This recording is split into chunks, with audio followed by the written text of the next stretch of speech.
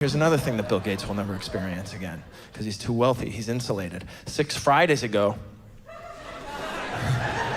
when I tell you what happened, you'll be like, oh yeah, I'd commemorate that every Friday.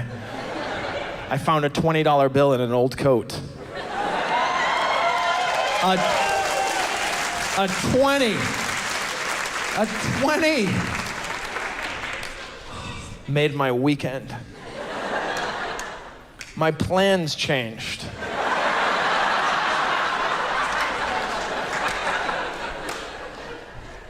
But what a feeling. Oh my gosh. Like I said, my plans changed. No, not drastically. Not drastically. I still went to Chipotle Mexican Grill, which is my Friday night ritual. It's where I welcome the Sabbath. But here's how it changed. I brought my best friend, paid for him, baller. And to answer your follow-up question, yeah, we both got guacamole.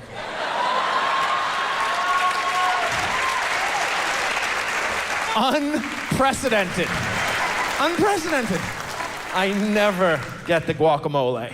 I've ordered it, but then when she says guacamole is $2 extra, I immediately start backtracking. I'm like, yeah, you're right. I was being impetuous. I don't know what I was thinking. I got caught up in the moment. There's no reason for me to get, I'll just, thank you. Thank you very much. You're absolutely right. Can we never mention this again? And then she says, mention what? And we share a laugh.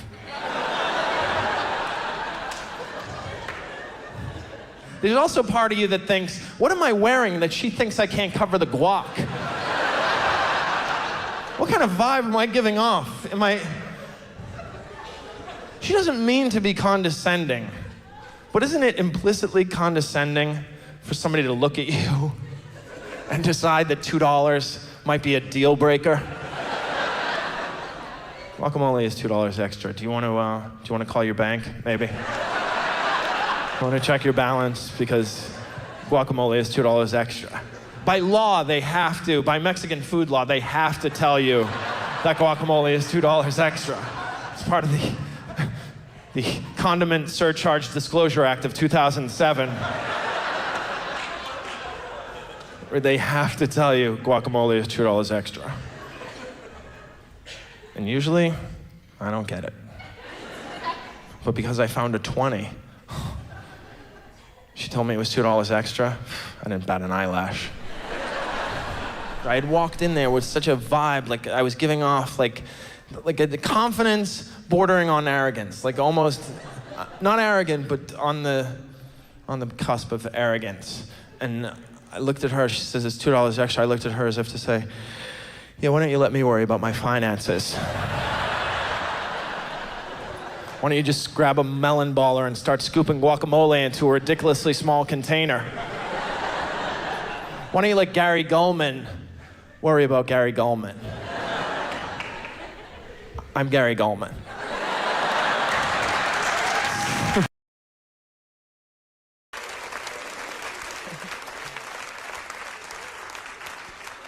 I was kind of late to the lovemaking game because, well, I've been this tall since I was like 9. So, but I was like 180 pounds lighter. Let that mental photograph develop for a second. I had the physique of a Pez dispenser, and my parents, it was like they were trying to make me uglier, so they put me in braces with that headgear. Oh my God, the headgear. Oh, they should have called it the "You'll Never Get" headgear. That's what they should have called it. Ugly. Wow. But then I finally met somebody later, and she was very sexy. She had a tattoo, which I love, and I wanted her to like me, so I got a tattoo, and it hurt so much. I don't know if you know this. They use a needle now. When I was a kid, you licked it, you stuck it right on there. Instant tat, the ice cream man tat. Now this guy goes in there with a needle, and he makes little zzz, zzz, zzz, right? And I was like, oh, stop that immediately, please. That hurts a lot. The problem was I was gonna get something really big. I was gonna get the bat signal. Because I love Batman. Sometimes to this day, I'll be in my apartment alone, and I'll just look in the mirror and say, I'm Batman. I'm Batman. Who are you? I believe I just told you. I'm Batman. But the bat signal is huge. That would hurt a lot. I mean, this hurt a lot. That hurt a lot. So I talked it over with the guy, and I got something still cool, just small. And you've probably seen these. I got a comma. And, well, it's more of a statement. It means stop. Okay, continue reading. That's what that means.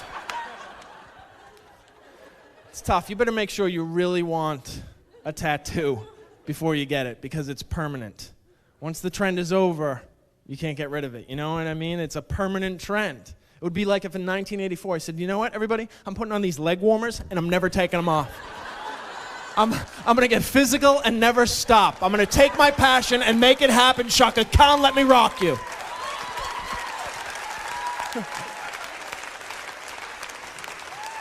So I'm over this girl's house, and we're kissing. We're making out. We're Frenching. And all of a sudden, she looks into my eyes and she whispers. I love it when a woman whispers. I have a little bit of a sexy way of talking. So sometimes I'll talk through clenched teeth like that.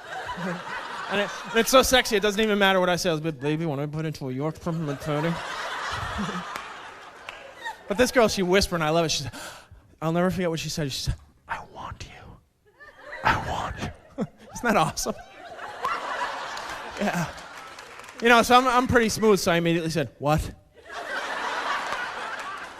Because I didn't know what she was talking about. I didn't know that it was code, you know what I mean? I was living with my mom. At the time, I lived at home with my mom till I was like 25 years old. Anytime a woman said, I want you, it was followed by instructions, you know? I was waiting for her to be like, I want you to take out the trash.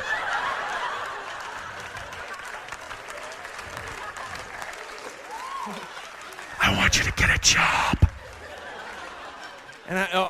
But I was right on the money. I didn't panic or anything. I was so clutch. And she says, I want you. I looked her right in the eyes. I said, I'm Batman.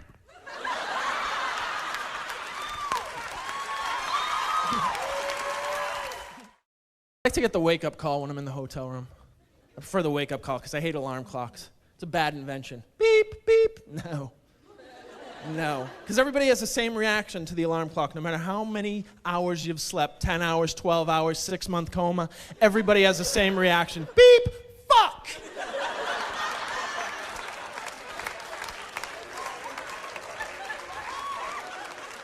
That's a bad invention. And the snooze button aspect, that's a waste. My snooze button gives me 9 minutes. 9 minutes is not a snooze. 90 minutes, that's a snooze. Has anyone ever woken up from the 9 minutes refreshed? Oh, I was exhausted 9 minutes ago, but now, right as rain. Oh my God, I'm glad they only gave me 9, because 10 would have been overkill. I would have been groggy had I had that extra 60 seconds. Oh my God. Ever live with somebody who's addicted to the snooze button? My girlfriend, addicted to the snooze button. She'll start hitting that thing at 4 a.m., stop at 2 p.m. Completely oblivious that there might be somebody else within hearing distance of this racket. Actually come back to me at the end of the day. Honey, I didn't wake you up this morning by hitting the snooze button 65 times, did I? Oh, no, baby, of course not. No, sweetie, snuggle, no. In fact, I wake up every 9 minutes on my own. That's my natural rhythm. That's my rhythm. In fact, I didn't even wake up. A lot of times I'm having a dream in which school buses are backing up every 9 minutes for 7 hours.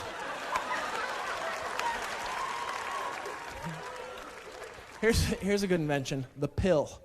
The pill is a good invention. Just for the fact that everybody here knows exactly which pill I'm talking about. That's impressive. I gave you the and a very vague noun. Everybody's on board.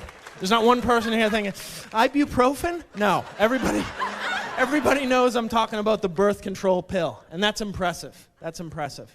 It also tells you where our priorities are as a country, that's the pill. You know what I mean? Because there are a lot of pills, but that's the pill. There's a pill that keeps you from getting polio. That's not the pill. Yeah, take this, it'll save your life. Take this, you don't have to buy condoms. Well, that's the pill.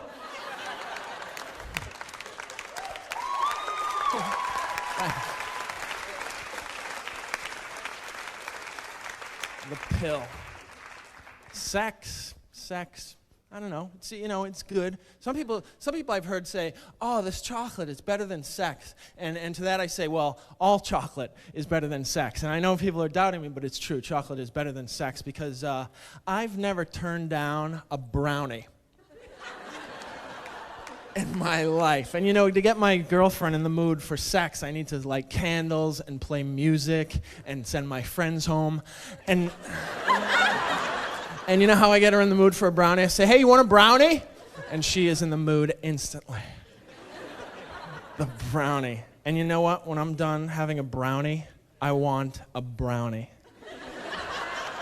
Whereas when I'm finished having sex, I want a brownie.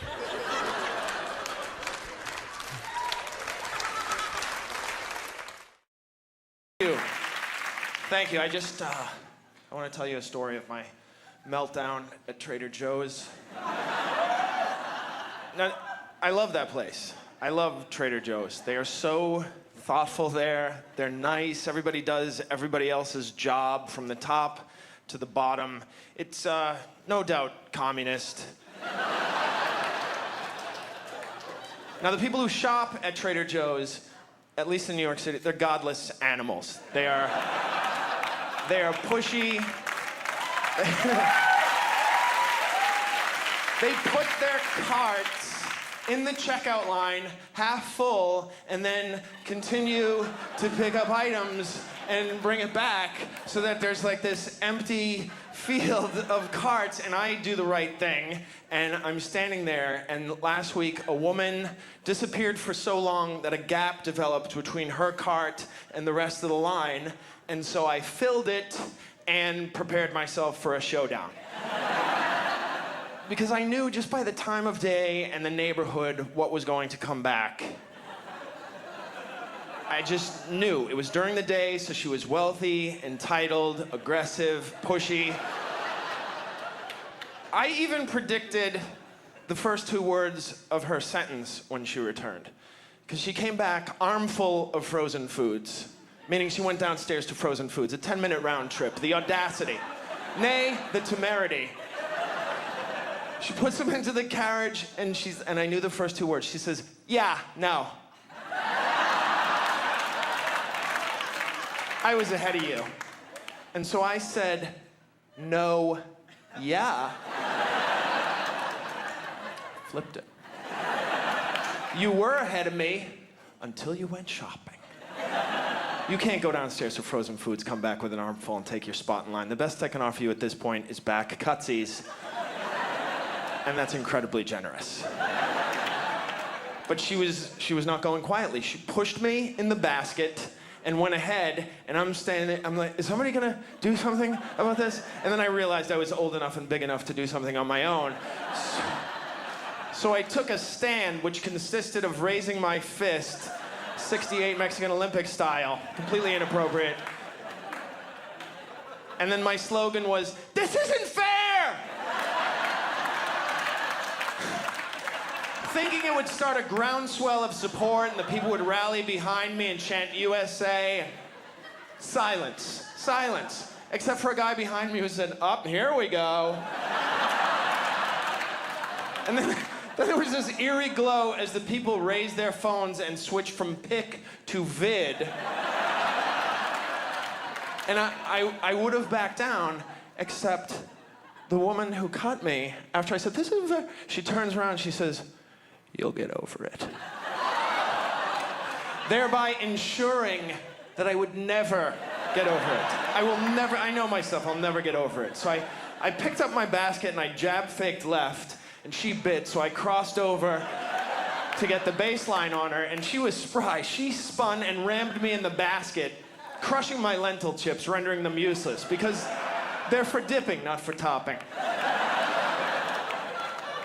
Now, at this point, I'm out of my mind with rage, and I scream, that's assault! That is assault! Ring the bell, I've been struck! And that is when she realized she had been out-crazied.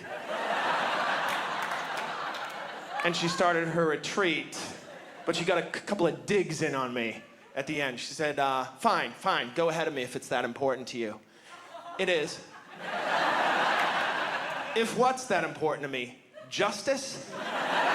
Yeah, it's that important to me. But you should know, she says, you should know that you're allowed to leave your cart in New York City. That's how it works. Yeah, no. It's a great job. I'm very lucky. I'm very blessed. I love it. I've had other jobs. I've had a lot of, man. I used to work at Starbucks.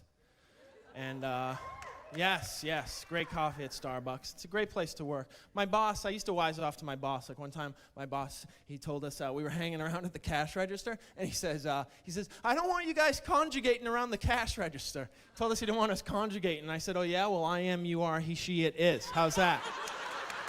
How's that?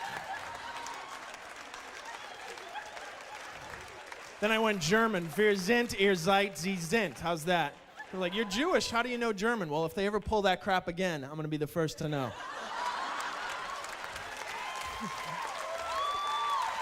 I got the inside track, and I'll warn all the others.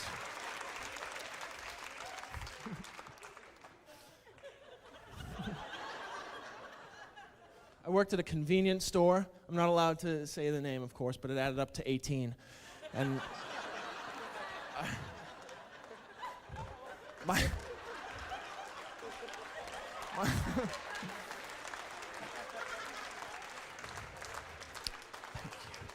carry the one. My favorite story from there is that one time this guy came in. You know those hot dogs from the front of the store? The ones they've been in the same rotation for the past 11 years, right? And they're like 10 for a dime, basically. Just real quality. Nobody's even looked at them. They're on there. They're sweating. They're not exercising, but they're sweating, absolutely. Anyhow, this guy comes in. He says, yeah, I'll have 2 hot dogs. I'll have 2 hot dogs. Can I have 2 hot dogs? What? Sir, I don't even think those are for sale. I think they're just a conversation piece, and the conversation is, who the hell eats this? Well, I think you got to sign a release. I got to call my manager. We got to sign off some paperwork, turn keys at the same time, and we don't even have any buns. We are really not prepared for this at all. That was a fun job. I worked at an elementary school. I was a teacher. That was pretty good being a teacher. Oh, really? You guys are teachers? My elementary school teacher was crazy. I was nice. I never made a big deal out of the scissors. My teacher would go crazy. Remember those art class scissors? She would go banana. Don't remember the scissors. For the love of God, kids, don't remember the scissors. And do you remember the scissors? They couldn't cut Jell-O. Honestly, I got worse wounds from the brown paper towels. Remember the brown paper towels? You start off with a runny nose, wind up with a bloody nose? Yeah, those are delicate. I'd rather wipe my nose on an oak tree. There's less bark in an oak tree. But the scissors, she was so scared. Don't run with it. She would hide them in her desk drawer, lock the bottom drawer to protect us from the scissors, which was brilliant, of course, except for the fact that in the back of the room, she would leave that giant paper cutter. Yeah, you could behead a cow with that thing. Oh, that's right, lady. Hide the safety scissors. Leave that portable guillotine out for everyone to play with.